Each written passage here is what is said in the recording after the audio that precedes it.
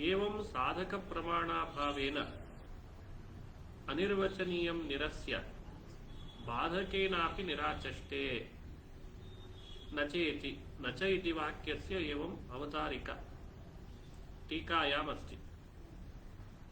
पूर्वं किं कृतम्? अनिर्वचनीय विषये किमपि साधकं प्रमाणं नास्ति इति उक्तम्। साधक प्रमाणानि तैः उपक्षिप्तानि, परन्तु तानि निरस्य अनिर्वचनीयं निरस्य इदानीं बाधकेनापि निराचष्टे। अनिर्वचनीय अंगीकारे बाधकमपि अस्ति इति तेषां निराकरणम् अत्र क्रियते। न च कयापि युक्त्या मानेन वा भेद निराकरणं भवति इति। भेद निराकरणं कयापि युक्त्या न भवति, मानेन वा न भवति इति वाक्यस्य आपाततो अर्थः। यदि वेदादिकम् अनिर्वचनीयम् अंगीक्रियते तदा भेदस्य भेदिनो भिन्नत्वे अनवस्था प्रसंगः, अभिन्नत्वे भेद भेदिनोः अन्यतराभाव प्रसंगः इत्यादिकया युक्त्या मायामात्रमिदं द्वैतम् इत्यादि मानेन वा यत् परेण स्वशास्त्रे भेद निराकरणं क्रियते तदनुपपन्नं स्यात् इति टीकावाक्यमस्ति। मूलवाक्यस्य एवं योजना कृता अस्ति टीकायाम्। अस्य अभिप्रायः परवादिभिः स्वशास्त्रे एवं रीत्या विमर्शः कृतः।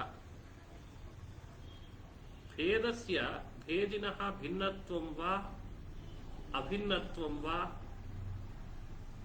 विकल्पः एवं रीत्या कृतः। भेदस्य भेदिनः भिन्नत्वम् अंगीक्रियते चेत् अनवस्था, यतो हि अयं भेदः एकः,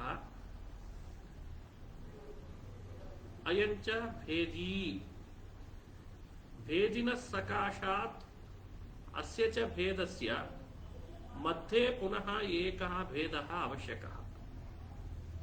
तथा च द्वितीयः सः भेदः, प्रथम भेदः अपि एकः, प्रथम भेदस्य द्वितीय भेदात् कश्चन भेदः, तृतीयः, तृतीय भेदात् पुनः प्रथम भेदस्य कश्चन मध्ये भेदः, चतुर्थः। एवं रीत्या भेद परंपरा भवति इति कृत्वा अनवस्था स्यात्। तस्मात् किं वक्तव्यम्? भेदस्य भेदिनः सकाशात् अभेदः इति वक्तव्यम्। अभिन्नत्वं यदि अंगीक्रियते चेत् तर्हि भेद भेदिनोः अन्यतराभाव प्रसक्तः।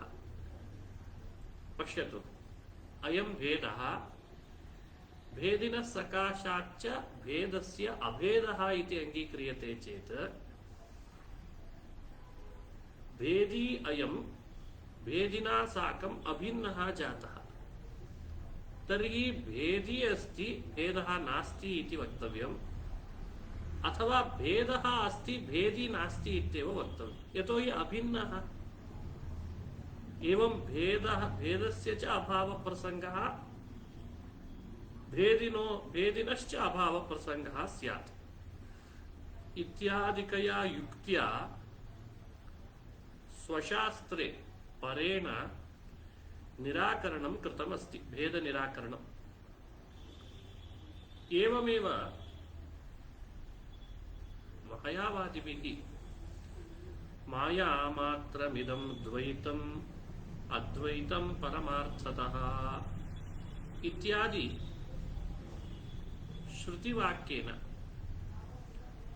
भेद निराकरणं कृतमस्ति।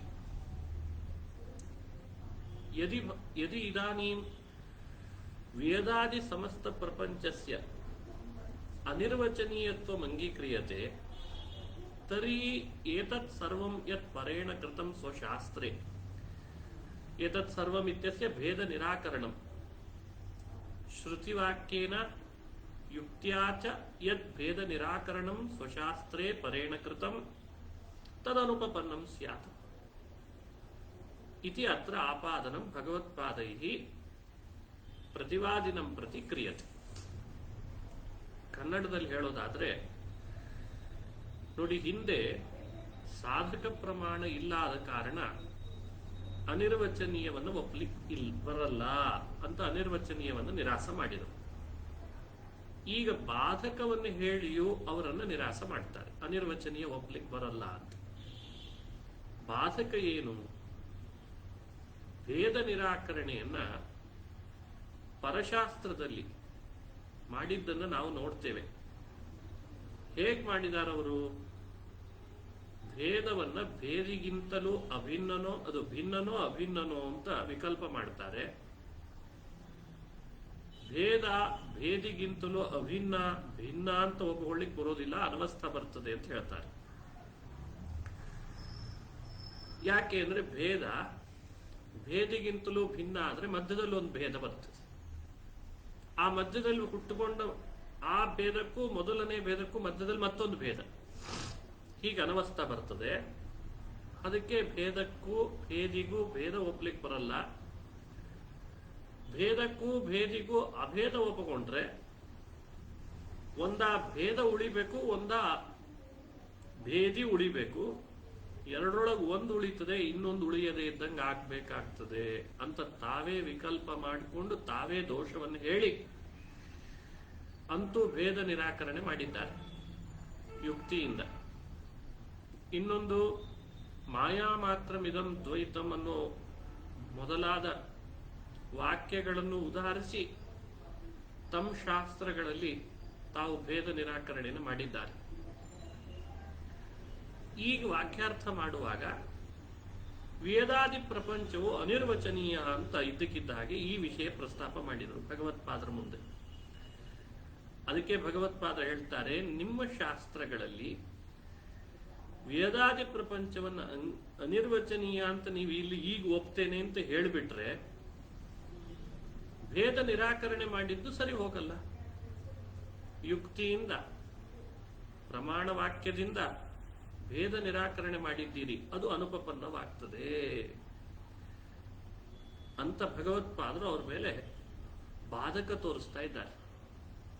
ನೆನಪಿರಬೇಕಾದ ಅಂಶ, ವೇದಾದಿ ಪ್ರಪಂಚವು ಅನಿರ್ವಚನೀಯ ಅಂತ ಒಪ್ಪಿಕೊಂಡ್ರೆ ಅವರು ಅವರ ಗ್ರಂಥಗಳಲ್ಲೇನೆ ಭೇದ ನಿರಾಕರಣೆ ಮಾಡುವ ಯುಕ್ತಿಯಿಂದಲೂ ಪ್ರಮಾಣ ವಾಕ್ಯದಿಂದಲೂ ಅಂತ ಮಾಡಿದ್ದೇನಿದೆ ಭೇದ ನಿರಾಕರಣ, ಅದು ಅನುಪಪನ್ನವಾಗ್ತದೆ ಅಂತ ಭಗವತ್ಪಾದರು ಅವರಿಗೆ ಬಾಧಕ ಹೇಳ್ತಿದ್ದಾರೆ. ಅರ್ಥ ಆಯ್ತಾ ವಿಷಯ? ಅರ್ಥ ಆಯ್ತಾ? ಸ್ವಲ್ಪ ಆದ್ರೂ ಅರ್ಥ ಆಯ್ತಾ? ಅಂದ್ರೆ ಅವರು ಅನಿರ್ವಚನೀಯ ಅಂಗೀಕಾರ ಮಾಡಿದ ಪಕ್ಷದಲ್ಲಿ ಅವ್ರಿಗೆ ಬಾಧಕ ಆಗುತ್ತೆ ಅಂತ. ಏನ್ ಬಾಧಕ ಆಗುತ್ತೆ? ಅವ್ರು ಭೇದ ನಿರಾಕರಣೆ ಮಾಡಿದ್ರೆ ಮೊದಲು ಆ ಭೇದ ನಿರಾಕರಣೆ ಮಾಡಿದ್ದು ಅನುಪಪನ್ನವಾಗ್ತದೆ, ಹೀಗೆ ಹೇಳ್ಬೇಕಲ್ಲ. ಅನುಪಪನ್ನ ಯತ್ ಸ್ವಶಾಸ್ತ್ರೇ ಭೇದ ನಿರಾಕರಣಂ ಪರೈಃ ಕೃತಂ ತದ್ ಅನುಪಪನ್ನಂ ಸ್ಯಾತ್ ಅನ್ನೋದು ಭಗವತ್ಪಾದರು ಅವ್ರಿಗೆ ತೋರಿಸ್ತಾ ಇರುವಂತ ಬಾಧಕ. ಅರ್ಥ ಆಗ್ತದ? ಪ್ರಶ್ನೆ ಇದ್ರೆ ಕೇಳ್ಕೊಳ್ಳಿ. ಆ ಭೇದ ನಿರಾಕರಣೆ ಅವ್ರು ಮಾಡ್ಲಿಕ್ಕೆ ಯಾವೆರಡನ್ನ ಪ್ರಧಾನವಾಗಿ ಅವರು ಬಳಸ್ಕೊಂಡಿದ್ದಾರೆ ತಮ್ಮ ಗ್ರಂಥದಲ್ಲಿ?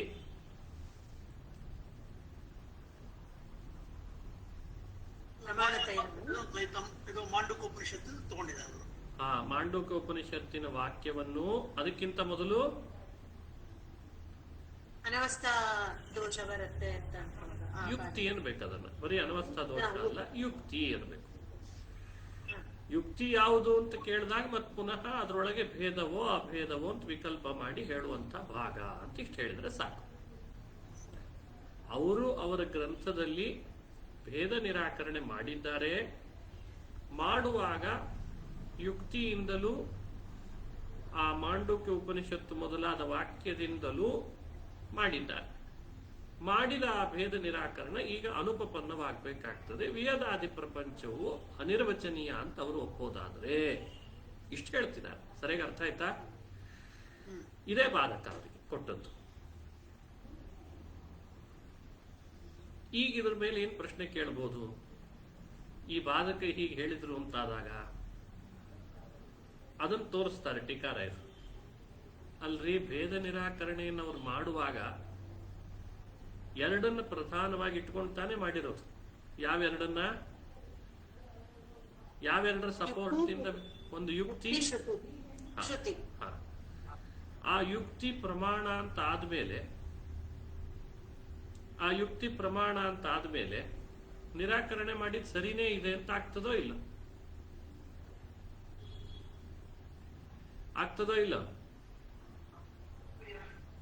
ಅಲ್ಲ, ಯುಕ್ತಿಯನ್ನ ಏನಾಚಾರ ಒಂದ್ಸಲ ಯುಕ್ತಿಯ ಆಧಾರದ ಮೇಲೆ ಭೇದ ನಿರಾಕರಣೆ ಮಾಡಿದ್ದಾರೆ. ಹೌದು, ಅದು ಸರಿಯಾಗ್ಬೇಕಲ್ವಾ? ಯುಕ್ತಿ ಆಧಾರದಿಂದ ಮಾಡಿದಾರಲ್ಲ, ಮತ್ತೆ ಅದೇ ಅವ್ರ ಕಡೆನೆ ಆಯ್ತವಾಗ. ಹೌದು ಅಂತ ಪ್ರಶ್ನೆ ಮಾಡಬಹುದಲ್ವ ಇಲ್ಲಿ? ಅದಕ್ಕೆ ಮುಂದೆ ಬರ್ತದೆ. ಈಗ ಅದು ಒಂದು ಅಂಶ. ಇನ್ನೊಂದು ಅಂಶ ಏನು? ಅಲ್ಲ, ಭಗವತ್ಪಾದರು ಎರಡನ್ನದು ಹೇಳಿದ್ರೆ ಯಾಕೆ ಮೂಲ ವಾಕ್ಯದಲ್ಲಿ ಮಾನೇನ ಅಂತ ಇಷ್ಟೇ ಒಂದು ಹೇಳಿದ್ರೆ ಸಾಕಾಗಿತ್ತಲ್ವಾ? ಕಯಾಪಿ ಯುಕ್ತಿಯ ಮಾನೇನ ವಾ ಅಂತ ಹೇಳೋ ಪ್ರಸಂಗ ಏನಿತ್ತು? ಯುಕ್ತಿಯು ಒಂದು ಪ್ರಮಾಣವೇ ಅಲ್ವಾ? ಸ್ವತಂತ್ರ ಪ್ರಮಾಣ ಅಲ್ಲ ಯುಕ್ತಿ. ಅಲ್ಲ, ಈಗ ಆ ಪ್ರಶ್ನೆ ಯಾರು ಯಾರು ಮಧ್ವಾಚಾರ್ಯರಿಗೆ? ಅದು ಸ್ವತಂತ್ರ ಹೌದೋ ಅಲ್ಲೋ ಅಂತ. ಮಾನೇನ ಭೇದ ನಿರಾಕರಣೆ ಅವ್ರು ಮಾಡಿದ್ದಾರೆ. ಅದಕ್ಕೆ ಯುಕ್ತಿ ಮತ್ತು ಶ್ರುತಿ ವಾಕ್ಯ ಇಟ್ಕೊಂಡಿದ್ದಾರೆ. ಎರಡನ್ನು ಮಾನೇನ ಪದದಿಂದ ಸಂಗ್ರಹಿಸ್ಲಿಕ್ಕೆ ಬರ್ತಿತ್ತೋ ಇಲ್ಲೋ? ಸ್ವತಂತ್ರ ಪ್ರಮಾಣತ್ವ ಅನ್ನೋದಿಲ್ಲ ಅನ್ನೋದನ್ನ ವ್ಯಾವರ್ತನೆ ಮಾಡ್ಲಿಕ್ಕೋಸ್ಕರ ಯುಕ್ತಿ ಅಂತ ಒಂದು ತಗೊಂಡ್ರು ಅಂತ ಅನ್ಸುತ್ತೆ. ಅದೇ, ಅದು ಪ್ರಮಾಣ ವಿಷಯದ ಬಗ್ಗೆ ಚರ್ಚೆ ಮಾಡುವಾಗ ಈ ತರ ಮಾತಾಡ್ಬೇಕು. ಇಲ್ಲ, ಅದು ಪ್ರಸಂಗ ಇಲ್ಲ. ವಾದ ನಡೀತಾ ಇದೆ. ಪ್ರತ್ಯೇಕವಾಗಿ ಯುಕ್ತಿಯನ್ನು ಮಾನಕ್ಕಿಂತಲೂ ಬೇರ್ಪಡಿಸಿ ಇಟ್ಟದಕ್ಕೆ ಏನಾದ್ರೂ ಕಾರಣ ಇದೆನಾ ಅಂತ.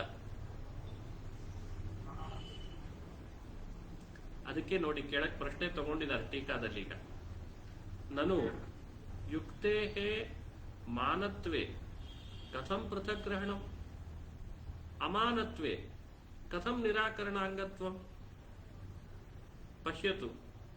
ಯುಕ್ತೇ ಮಾನತ್ವಂ ಅಸ್ತಿ ಚೇತ್ ಭಗವತ್ಪಾದೈಃ ಪೃಥಕ್ ಗ್ರಹಣಂ ಕುತಃ ಕೃತಂ ಕಥಂ ಕೃತಂ ನಾಸ್ತಿ ತಸ್ಯ ಮಾನತ್ವಂ ಚೇತ್ ತರ್हि ಕಥಂ ನಿರಾಕರಣಾಂಗತ್ವಂ इति अत्र प्रश्नः.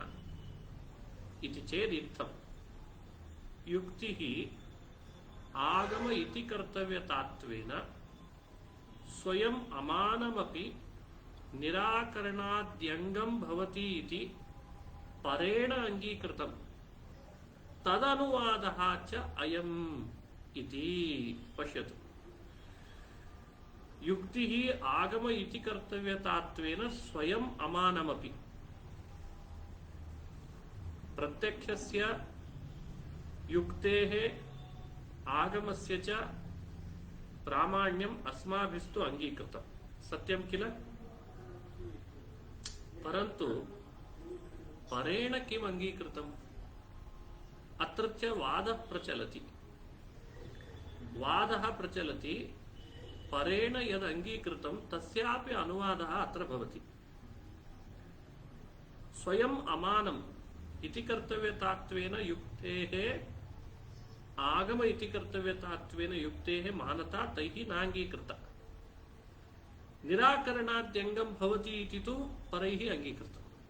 पश्यतु, युक्तेः आगम इति कर्तव्यतात्वेन स्वयं अमानता अंगीकृता, परन्तु निराकरणांगता तु अंगीकृता तैः.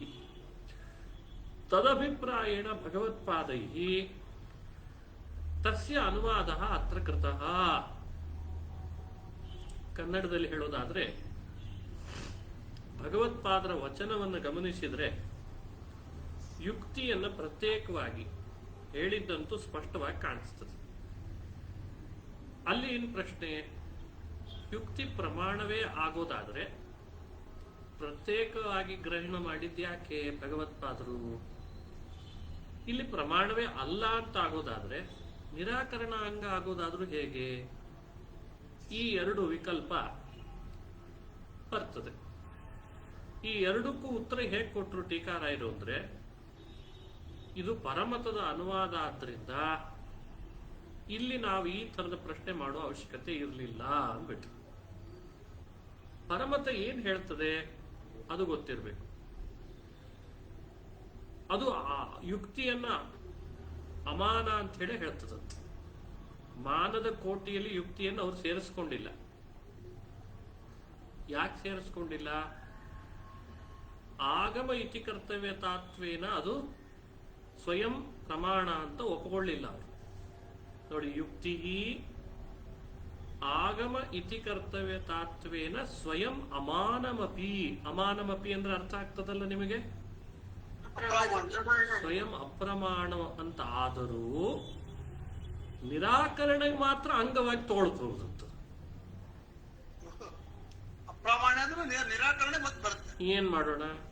ಅದು ಅವ್ರು ಹೇಳಿರೋದು, ನೀವು ಅವ್ರನ್ನ ಪ್ರಶ್ನೆ ಮಾಡ್ಬೇಕು. ಆ ತರ ಮಾತನಾಡಿದ್ರೆ ಪ್ರಮಾಣವಾಗದೆ ಇದ್ರೂ ನಿರಾಕರಣ ಅಂಗ ಆದ್ರೂ ಹೇಗಾಗೋದು ಅಂತ ಅನ್ನೋ ಪ್ರಶ್ನೆ ಅವ್ರನ್ನ ಮಾಡ್ಬೇಕು ನಾವು.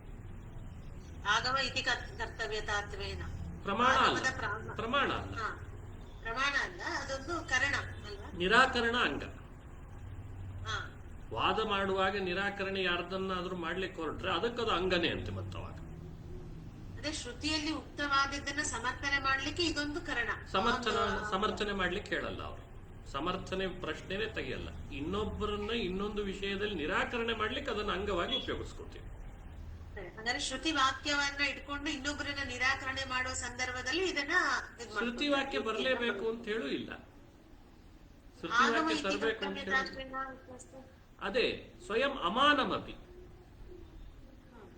ಆಗಮ ಇತಿ ಕರ್ತವ್ಯತಾತ್ವೇನ ಪ್ರಾಮಾಣ್ಯವನ್ನ ನಾವು ಒಪ್ಪಿದ್ದೇವೆ ಯುಕ್ತಿಗೆ, ಆದ್ರೆ ಅವರು ಅದನ್ನು ಒಪ್ಪಿಲ್ಲ.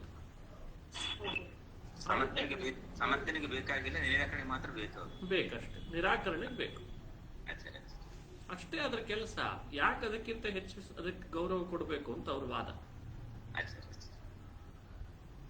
ಇದನ್ನೇ ಮನಸ್ಸಿನಲ್ಲಿ ಇಟ್ಕೊಂಡು ಭಗವತ್ಪಾದರು ಮಾನೇನ ಭೇದ ನಿರಾಕರಣಂ ನಭವತಿ ಅಂತ ಅಷ್ಟೇ ಹೇಳ್ದೇನೆ, ಕಯಾಪಿ ಯುಕ್ತ್ಯಾ ಅಂತ ಒಂದು ಪ್ರತ್ಯೇಕವಾಗಿ ಅವರು ಒಪ್ಪಿದಾರಲ್ಲ ಅಂತ ಮನಸ್ಸಿನಲ್ಲಿ ಇಟ್ಟುಕೊಂಡು ಅದನ್ನು ಅನುವಾದ ಮಾಡಿದ್ರು. ಅಂದ್ರೆ ಏನಾಯ್ತು? ಯುಕ್ತ್ಯಾ ಭೇದ ನಿರಾಕರಣಂ, ಮಾನೇನ ಭೇದ ನಿರಾಕರಣಂ, ಎರಡು ಅವರ ಪ್ರಕಾರ ಇಲ್ಲಿ ಮಾತನಾಡಿದ್ದಾರೆ ಭಗವತ್ಪಾದರು. ಸರಿಯಾಗಿ ಅರ್ಥ ಆಯ್ತಾ? ಕುತೋ ಅನಿರ್ವಚನೀಯವಾದಿನೋ ಭೇದ ನಿರಾಕರಣಂ ನ ಸಂಭವತಿ. ಇದು ಮುಂದಿನ ಪ್ರಶ್ನೆ. ಯಾಕೆ ಪ್ರಪಂಚಕ್ಕೆ ಅನಿರ್ವಚನೀಯತ್ವವನ್ನು ಅಂಗೀಕರಿಸ್ತಾರವರು, ಆದ್ರೆ ಭೇದ ನಿರಾಕರಣೆ ಅವ್ರು ಮಾಡಿದ್ದು ಉಪಪನ್ನವಾಗಲ್ಲ ಅಂತ ಯಾಕೆ ಹೇಳ್ತೀರಿ? ಹಾಗೆ ತಾನೇ ಈಗ ಆಪತ್ತಿ ಮಾಡಿದ್ದು ಭಗವತ್ಪಾದರವ್ರ ಮೇಲೆ. ತಸ್ಯ ಉತ್ತರ ಅಂಗೀಕ್ರಿಯಮಾಣತ್ವಾತ್ ಅಂತ. ಏನದ್ರ ಅಭಿಪ್ರಾಯ? ಅನಿರ್ವಚನೀಯತ್ವಂ ಹಿ ಸದಸದ್ವಿಲಕ್ಷಣತ್ವಂ ವೈಲಕ್ಷಣ್ಯಂಚ ಭೇದೋ ವಾ ಭೇದ ವ್ಯಾಪ್ತಂ ವಾ ಏವಂಚ ಅನಿರ್ವಚನೀಯಂ ಅಂಗೀಕುರ್ವತ ಭೇದಸ್ಯ ಅಂಗೀಕ್ರಿಯಮಾಣತ್ವಾತ್ ಅಂಗೀಕಾರ ನಿರಾಕರಣಯೋಃ ವ್ಯಾಹತತ್ವಾತ್ ನ ಭೇದ ನಿರಾಕರಣಂ ಸಂಭವತಿ ಇಷ್ಯತೆ ಚ ತತ್ ಅತಃ ನ ಅನಿರ್ವಚನೀಯಾಂಗೀಕಾರೋ ಯುಕ್ತಃ ಸರಸದ್ವಿಲಕ್ಷಣತ್ವಂ ನಾಮ ಸತ್ವಾಸತ್ವ ಅನಾಧಾರತ್ವಂ ನ ಭೇದ ಇತಿ ಚೇತ್ ಸತ್ವ ವಿಕಲ್ಪ ನಿರಾಕರಣೇನ ನಿರಸ್ತತ್ವಾತ್ ನಿರಾಕರಿಷ್ಯಮಾಣತ್ವಾಚ. ಇದು ಮುಂದೆ ವಿವರಣೆ ಕೊಟ್ಟದ್ದು. ಇದನ್ನು ಸ್ವಲ್ಪ ನಾಳೆ ಮಾಡ್ತೀವಿ. ಒಂದ್ ಪ್ರಶ್ನೆ ಬರುತ್ತೆ ಕೇಳಿ. ಇಲ್ಲಿ